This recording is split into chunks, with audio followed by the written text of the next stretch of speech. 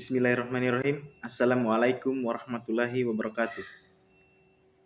Perkenalkan, nama saya Andika Fadlan dari Prodi Ekonomi Syariah kelas B semester 4. Di sini saya akan berbagi wawasan atau pengetahuan terkait sistem operasional perbankan syariah, di mana di dalam materi ini terdapat beberapa pokok bahasan. Yang pertama, akad dalam menghimpun dana dan menyalurkan dana. Yang kedua, instrumen penghimpunan dana bank syariah. Dan yang ketiga, produk jasa perbankan syariah. Baik, langsung saja kita masuk ke pokok bahasan yang pertama, yaitu akad dalam menghimpun dana dan menyalurkan dana. Nah, di sini di dalam akad dalam menghimpun dana dan menyalurkan dana terdapat 6 bagian. Yang pertama, wakalah. Yang kedua, hawalah. Yang ketiga, sarf. Yang keempat, qard. Yang kelima, kafalah. Dan yang keenam, rahan. Baik, kita masuk ke bagian yang pertama, yaitu wakalah. Wakalah adalah suatu tindakan menyerahkan atau mewakilkan kuasa dirinya kepada orang lain untuk melaksanakan suatu atau melakukan tindakan-tindakan yang merupakan haknya dari jenis pekerjaan yang bisa digantikan dan dapat dilaksanakan oleh pemberi kuasa. Dengan ketentuan pekerjaan tersebut dilakukan pada saat pemberi kuasa masih hidup. Contohnya, yaitu seseorang memberikan kuasa kepada ahli waris atau pengurus harta untuk menyelesaikan wasiat yang dibuat sebelumnya. Lanjut kepada materi yang kedua, yaitu hawalah. Hawalah adalah pemindahan hutang dari satu pihak ke pihak lain.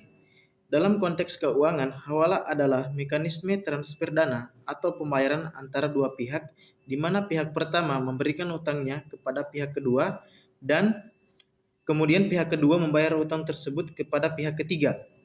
Sebagai contoh, misalnya si A berutang kepada si B sebesar Rp500.000 dan si A tidak dapat membayar si B secara langsung.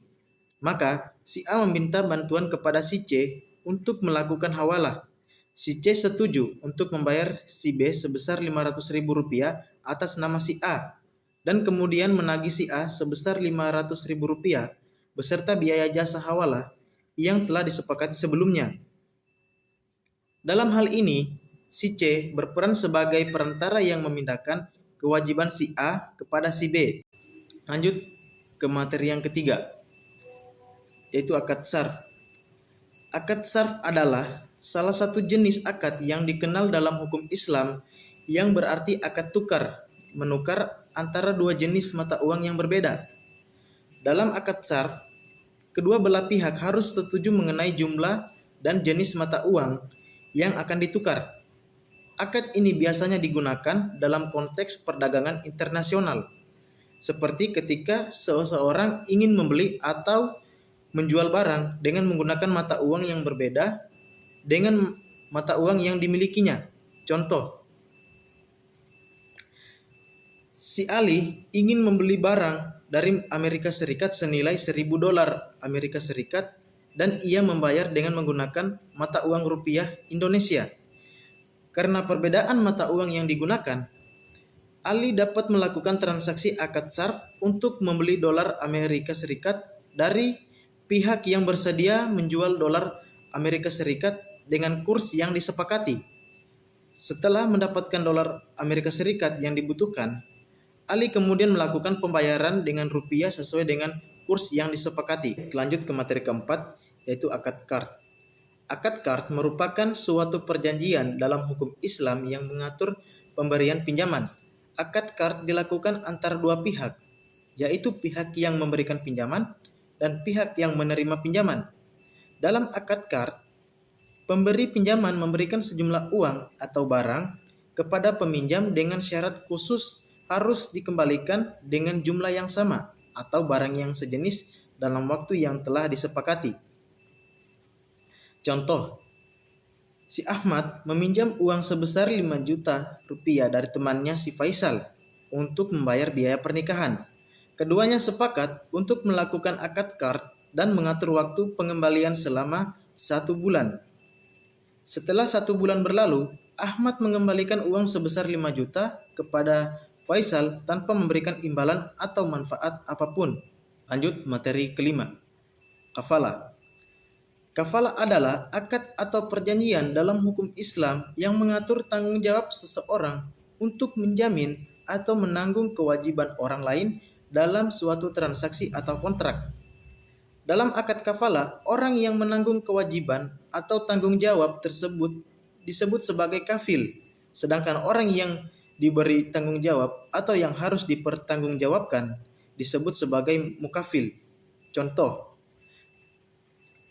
ketika seseorang ingin memperoleh fasilitas kredit atau pinjaman dari lembaga keuangan, namun tidak memiliki jaminan atau agunan yang diperoleh oleh lembaga tersebut, maka pihak lembaga keuangan dapat meminta bantuan dari seorang kafil untuk menjamin atau menanggung kewajiban peminjam jika terjadi ketidakmampuan peminjam untuk melunasi hutangnya.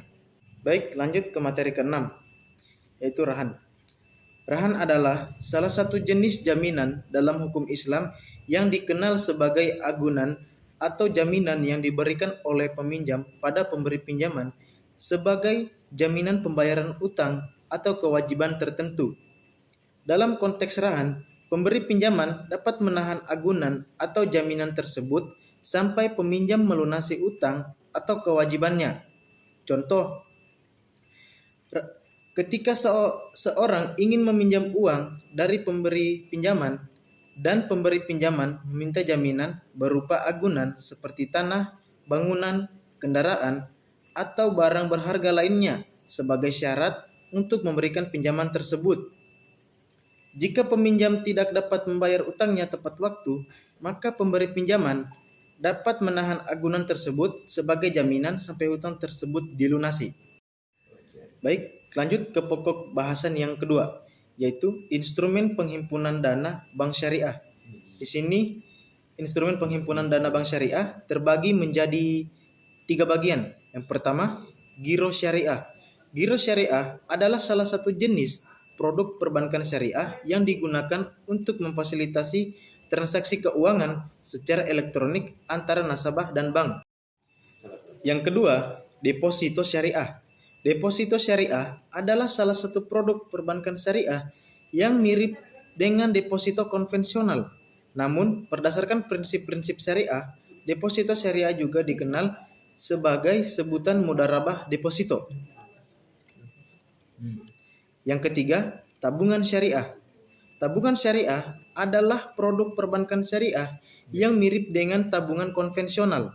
Namun, berdasarkan prinsip-prinsip syariah, tabungan syariah bertujuan untuk memfasilitasi nasabah dalam menyimpan dana dengan aman, mudah, dan sesuai dengan prinsip-prinsip syariah.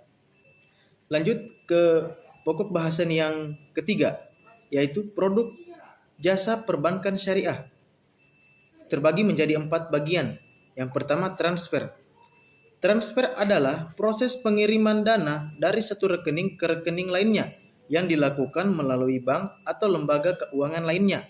Yang kedua, inkaso adalah salah satu jenis pembayaran yang dilakukan dengan cara mengirimkan dokumen-dokumen dagang kepada bank dan meminta bank untuk mengumpulkan pembayaran dari pihak yang dituju. Setelah pembayaran diterima, bank akan meneruskan dana tersebut ke pihak yang meminta. Yang ketiga, clearing. Clearing adalah proses penyelesaian transaksi keuangan antar bank yang dilakukan secara elektronik pada suatu hari yang ditetapkan. Dalam proses clearing, bank-bank yang terlibat akan menukar informasi tentang transaksi yang dilakukan dan menyelesaikan transaksi dengan memindahkan dana secara elektronik. Yang keempat, BIRTGS, Bank Indonesia Real Time Gross Settlement, adalah suatu sistem pembayaran yang dilakukan secara real time atau waktu nyata dan bruto.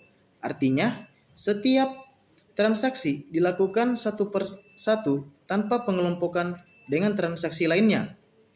Sistem ini digunakan untuk mentransfer dana yang jumlahnya besar dan harus dilakukan secara cepat dan aman antar bank atau lembaga keuangan lainnya. Sistem BIRTGS diawasi dan dioperasikan oleh Bank Indonesia. Ya, baik. Mungkin itu saja yang dapat saya sampaikan tentang sistem operasional perbankan syariah. Kurang dan lebihnya mohon dimaafkan. Wabillahi taufiq walhidayah. Wassalamualaikum warahmatullahi wabarakatuh.